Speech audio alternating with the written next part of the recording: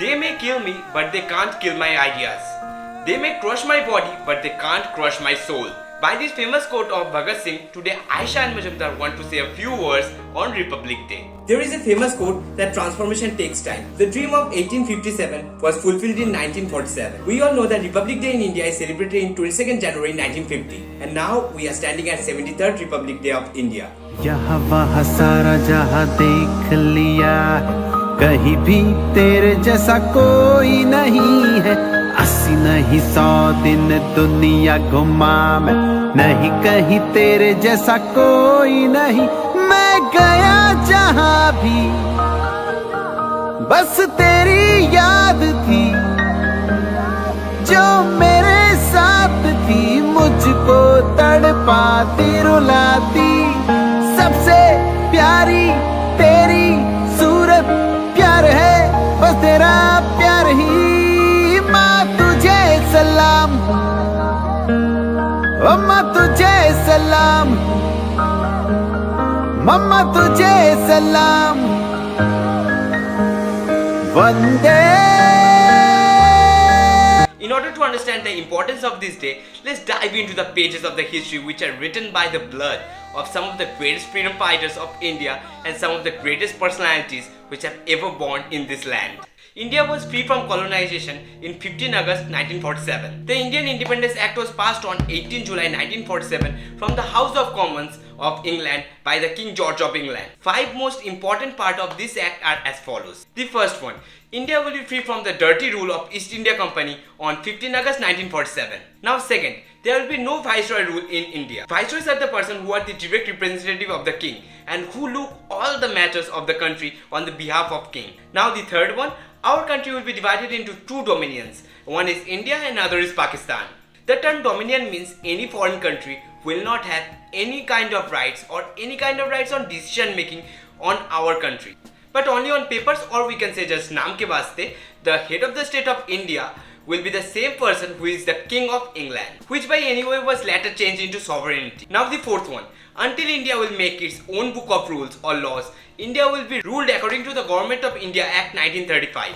You will be surprised to know that in our Indian constitution, out of 395 articles, more than 200 were directly copied from the Government of India Act 1935. Now the final and fifth one, India will have its own constituent assembly which will have its own book of rules and laws and can repeal the old ones. Now after 3 years of getting independent, Constitution of India was finally built in 26 November 1949 by some of the greatest role model of India, Dr. B.R. Ambedkar and Dr. B.M. Rao. Our Indian constitution is one of the greatest and finest all over the globe because it is made after studying and analyzing 60 different constitutions all over the world. Now, one question must strike in your head: if our constitution was built completely on 26 November 1949, then why after 2 months of waiting, on 26 January 1950 it was enacted? In order to find the answer of this question, let's find out the significance of the day itself.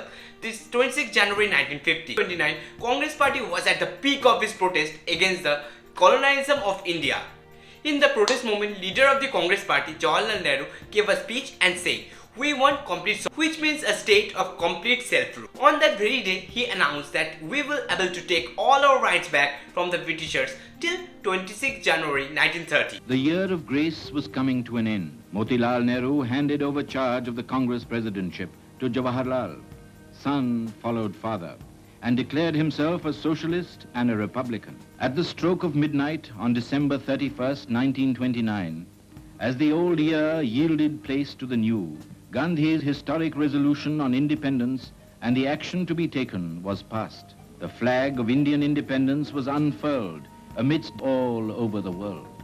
To give a start to the campaign, January 26, 1930 was observed as Independence Day.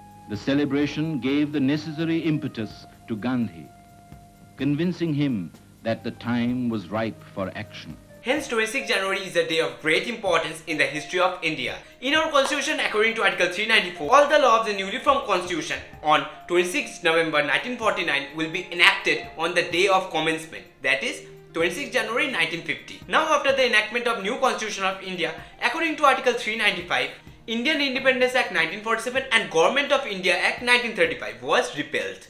According to Indian Independence Act 1947, India was a dominant country. But on removing this act, the dominant status of India was turned into complete sovereignty. So now, the head of states in India is no longer the King of England. Rather, presidency is referred to as the new head of states in India. In 22nd January 1950, Dr. Rajendra Prasad became the first president of independent India. Understand what republic actually means. The term republic is made up of Latin word res publica, which means the country will be run by the general people of the nation. It is a system in which the country belongs to the people and government works for the betterment of the nation. In our country, the head of the states, that is the president, is elected by the general people of the country. There is no special group of people who are receiving special advantages from the government. All the people, irrespective of their age, sex, gender, position, are all equal in front of the constitution. These are some of the prime qualities of democratic and republic country. India is a country with numerous number of great personalities such as Bhagat Singh, Gandhiji, Subhash Chandra Bose, Swami Vivekanand, Mother Teresa, and many more. We all are blessed by their qualities, and I feel very proud to be the part of this soil. One of the supreme power of India is its greatest youth population. Once in an interview, Dr. APJ Abdul Kalam was asked what is the greatest strength and weakness of India. Then he replied, both the greatest strength and weakness of India is its greatest youth population. If the youth of the country doesn't work hard on its skills and doesn't choose the right path in his life, then the future of our nation will be in the verge of darkness. On the same time, if the youth is super laborious and well abided by the rules and regulations of the country, no one can stop the betterment of our nation. What are the major strengths and weakness of our India? You guys, that is 600 million youth. Major strength of India, 600 million youth. Okay? Okay. So the youth, repeat with me, ignited mind, all of you, ignited mind United mind of the youth of the youth is the most powerful resource is what? on the earth, On the earth, above the earth, about the earth, under the earth. under the earth. You said, what is the weakness of India? Weakness of India. What is the weakness of India? Weakness of India, without vision, a nation dies without vision. You must have a vision, okay? Now in the end, I want to salute all the army officers, the Jawans, and all the peoples who are working day and night and dedicated their heart and soul for protecting the nation so that you and I can stay safe and lead a healthy life. And at last, thank you, Jai Hind, Vande Mataram, and Bharat Mata Ki Jai. I wish all of you guys watching this video Happy Republic Day. I pray to God in the coming year this disastrous COVID virus will come to an end and we can all go to our respective school, colleges and offices in order to celebrate this national event and can host our prestigious tricolor flag with our friends and family. बस तेरी याद थी जो मेरे साथ थी मुझको तड़पाती